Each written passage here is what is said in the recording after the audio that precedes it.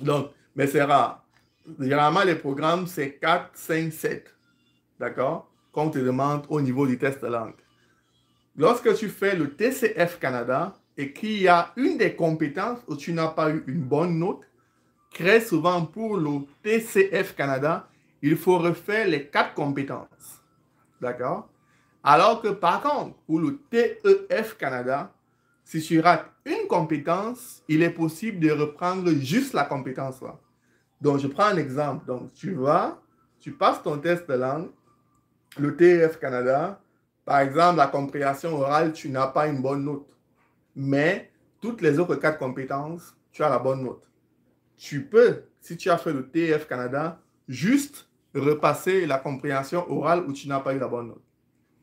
Alors que pour ce qui est du TCF Canada, s'il y a une compétence où tu n'as pas une bonne note, tu dois tout recommencer les 4 compétences à zéro.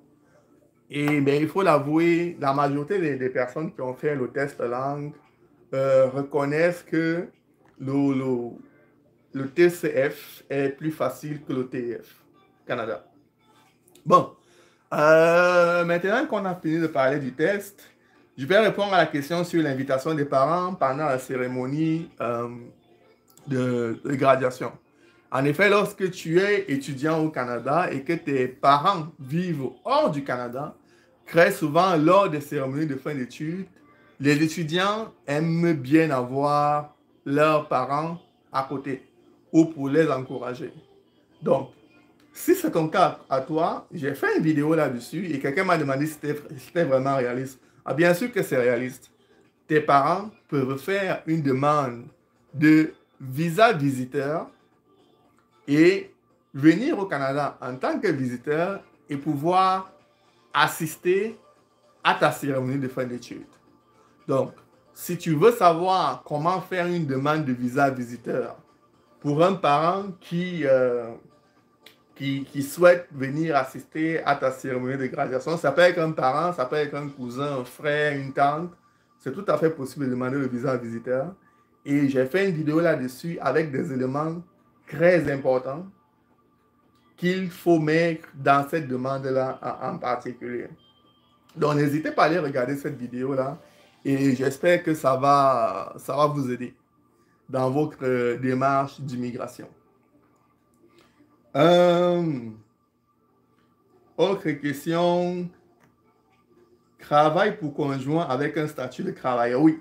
Donc, il y a une personne qui m'a demandé est-ce que c'est possible de faire venir son époux, son conjoint ou sa conjointe ou son épouse avec un permis de travail? Ben oui, c'est tout à fait possible. Lorsque tu as un statut de travailleur au Canada et que tu travailles dans la catégorie 0, 1, 2, 3, 4 ou 5, il est possible de faire venir ton épouse, ta conjointe. Je dis bien que si tu as un statut de travailleur, parce que pour les étudiants, c'est différent.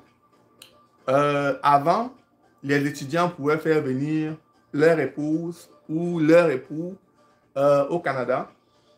Et c'était facile, peu importe le niveau d'études que tu faisais au Canada.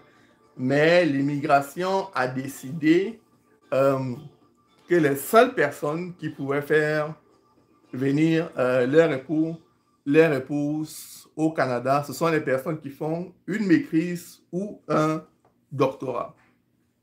D'accord? Mais pour les travailleurs, je précise bien que pour les travailleurs, si tu travailles à temps plein, si tu travailles à temps plein, il est tout à fait possible de faire venir ton époux, ton épouse, ta conjointe ou ton conjoint au Canada avec un permis de travail ouvert.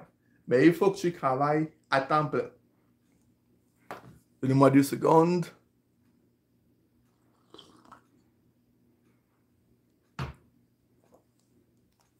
Ok, pardon. Donc, une autre question que j'ai reçue par courriel. Je précise que si vous avez des questions que vous voulez me faire parvenir, c'est tout à fait possible.